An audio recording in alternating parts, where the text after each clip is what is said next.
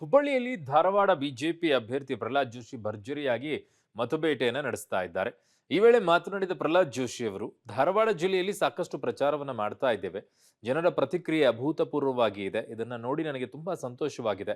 ಮತ್ತೊಮ್ಮೆ ಮೋದಿ ಪ್ರಧಾನಿ ಆಗಬೇಕು ಅನ್ನೋದೇ ಜನರ ಮನಸ್ಸಿನಲ್ಲಿದೆ. ಕಾಂಗ್ರೆಸ್ ಪ್ರಾದೇಶಿಕ ಪಕ್ಷದಂತೆ ಒಂದು ಸಮುದಾಯ ಪಕ್ಷದಂತೆ ವರ್ತನೆ ಮಾಡ್ತಾ ಇದೆ. ಮೋದಿ ಅವರು ಹೇಳಿದಂತೆ ಕಾಂಗ್ರೆಸ್ ಪ್ರಣಾಳಿಕೆ ಮುಸ್ಲಿಂ ಲೀಗ್ ಎನ್ನುವ ಸತ್ಯವಾಗಿದೆ. ಇಡೀ ಇತಿಹಾಸದಲ್ಲಿಯೇ ಕಾಂಗ್ರೆಸ್ ಇಷ್ಟು ಕಡಿಮೆ ಸ್ಥಾನದಲ್ಲಿ ಸ್ಪರ್ಧೆ ಮಾಡಿದೆ. ಕಾಂಗ್ರೆಸ್ ಯಾವ ಪರಿಸ್ಥಿತಿಯಲ್ಲಿದೆ ಅನ್ನೋದು ಇದರಿಂದ ಗೊತ್ತಾಗ್ತಾ ಇದೆ ಅಂತ ಕಾಂಗ್ರೆಸ್ ವಿರುದ್ಧ ಪ್ರಹ್ಲಾದ್ ಜೋಶಿ ಅವರು ಕಿಡಿಕಾರಿದ್ದಾರೆ. ನಮ್ಮ ಯಥಾ ಪ್ರಕಾರ ನಮ್ಮ ಪಾರ್ಟಿ ಕಾರ್ಯಾಲಯದಲ್ಲಿ ಸಭೆಗಳಿದ್ದಾವೆ. ಅದು ಮುಗಿಸಿ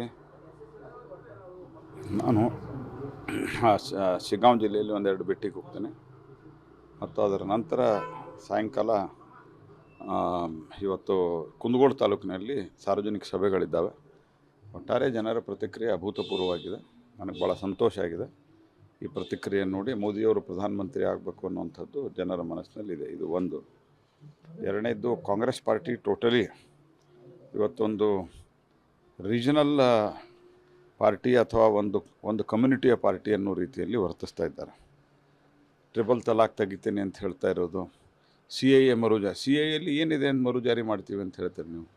ಆರ್ಟಿಕಲ್ 370 ಬಗ್ಗೆ ಸ್ಪಷ್ಟತೆಯನ್ನು ಕೊಡ್ತಾ ಇಲ್ಲ. ಹೀಗಾಗಿ ಪ್ರಧಾನಮಂತ್ರಿಗಳೇನು ಹೇಳಿದ್ದಾರೆ, ಮುಸ್ಲಿಂ ಲೀಗ್ನ ಒಂದು ಪ್ರಣಾಳಿಕೆ ಅಂತಿದೆ ಅಂಥೇಳಿ, ಅದು ಸತ್ಯವಾಗಿದೆ. ಸ್ಥಳೀಯವಾಗಿ ಕೂಡ ಕಾಂಗ್ರೆಸ್ನವರು ರಾಷ್ಟ್ರೀಯ ವಿಷಯದ ಬಗ್ಗೆ ಮಾತನಾಡೋದನ್ನು ಬಿಟ್ಟು, ನಾನು ನಿನ್ನೆನೂ ಹೇಳಿದ್ದೇನೆ, ಇಡೀ ಇತಿಹಾಸದಲ್ಲೇ ಕಾಂಗ್ರೆಸ್ ಇಷ್ಟು ಕಮ್ಮಿ ಸಂಖ್ಯೆಯಲ್ಲಿ ಸ್ಪರ್ಧೆ ಮಾಡ್ತಾ ಇದ್ದರೆ ಕಾಂಗ್ರೆಸ್ಸಿನ ಸ್ಥಿತಿ ಯಾವ ಹಂತಕ್ಕೆ ಬಂದಿದೆ ಅನ್ನೋದು ಅರ್ಥ ಮಾಡ್ಕೊ.